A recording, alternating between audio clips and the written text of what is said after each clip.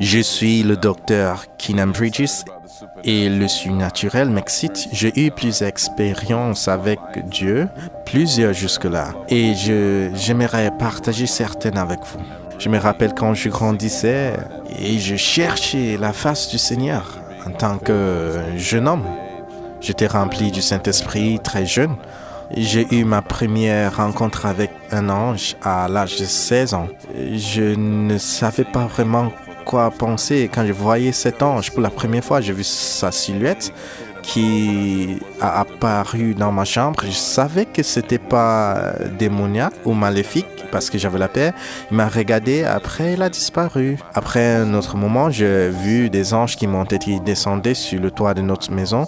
Je savais pas que le Seigneur me préparait pour d'autres expériences plus miraculeuses. Alors, avançons un peu le temps. J'étais déjà un pasteur, je rendais ministère, je prêchais l'évangile partout dans le monde. Je me rappelle particulièrement une fois, je rentrais d'Angleterre et cette expérience était très unique. Étant dans l'avion, je priais, j'étais prêt à rentrer à la maison, je voulais vraiment dormir à un moment, mais j'étais éveillé et excité. Et je me rappelle, quand je regardais l'avion, subitement, le temps qu'il fallait claquer un doigt, je me suis retrouvé au ciel. La première pensée qui m'a traversé l'esprit, c'est que notre avion s'était écrasé. Du coup, j'ai pensé, je n'ai pas dit au revoir à ma femme et mes enfants. Et puis, cette pensée a disparu et je me demandais, où est-ce que je suis exactement? Je savais que j'étais au ciel. C'était vert et l'or. Il y avait des nuages. Il y avait cette porte, cette gloire partout, des verts pâturages. Et je me rappelle, j'étais en train de absorber cette présence, cette gloire, et je me demandais qu'est-ce que tout ceci veut dire dans cette atmosphère du ciel. Et pendant que je voulais déjà m'habituer et devenir quelque sorte confortable, accepter tout, je me rappelle, pendant que je voulais déjà m'habituer au ciel, c'est comme si je suis rentré dans mon corps, je ne sais pas comment expliquer, mais j'ai rentré dans mon corps. Et pendant cette transition, j'ai vu la face de Jésus. Et ce que je peux vous dire, c'est que ses yeux avaient du feu, plein d'amour, de vérité. C'est comme si il regardait à travers moi. Il n'y avait rien de faux lui concernant. Il était l'incarnation de la vérité spirituelle et physique et il me regardait. Pendant cela, j'ai entendu ces mots: dis à mon peuple, il y a encore plus. Et après cela, je suis rentré dans mon corps et j'ai regardé dans mon corps. Je me demandais qu'est-ce qui s'est passé. Cela m'a vraiment transformé. Cette expérience a provoqué en moi une vision céleste et j'ai commencé à enseigner sur cela. J'ai enseigné aux gens que nous devrions avoir une vision céleste, nous devons le rechercher et cela m'a mené à beaucoup d'autres expériences. En fait, j'ai commencé à avoir beaucoup plus d'expériences surnaturelles dans ma vie.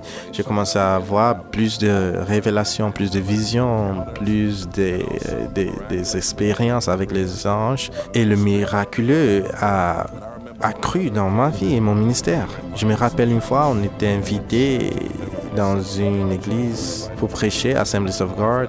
Ma femme et moi, nous étions là et lorsque nous étions prêts à faire l'appel au salut et appeler les gens à l'hôtel, il y avait un couple particulièrement qui était des anciens pasteurs et la femme avait la mélanome, elle avait le cancer du peau.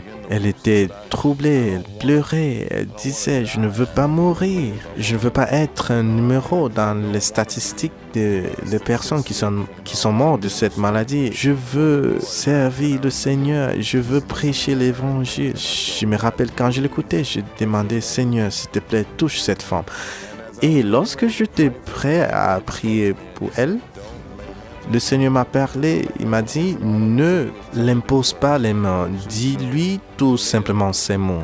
tu vas vivre, tu ne vas pas mourir. Et lorsque je lui ai dit cela, que tu vas vivre, tu ne vas pas mourir, la gloire a littéralement envahi le lieu où nous étions. Et ça a rempli le lieu. La meilleure façon que je peux décrire cela, c'est comme si une couverture de briques nous a couverts. La jeune dame qui était derrière cette femme, Lucie, elle est tombée sous la puissance de Dieu. La femme pour qui nous prions, elle est tombée elle aussi. Et nous-mêmes, nous avons presque tombé à cause de la gloire. La femme est restée au sol pour, disons, peut-être 10 minutes. Elle était là et j'ai pensé, oh, ok. Et nous l'avons laissée juste prendre du repos. Pendant qu'elle était au sol, quelque chose de magnifique s'est passé.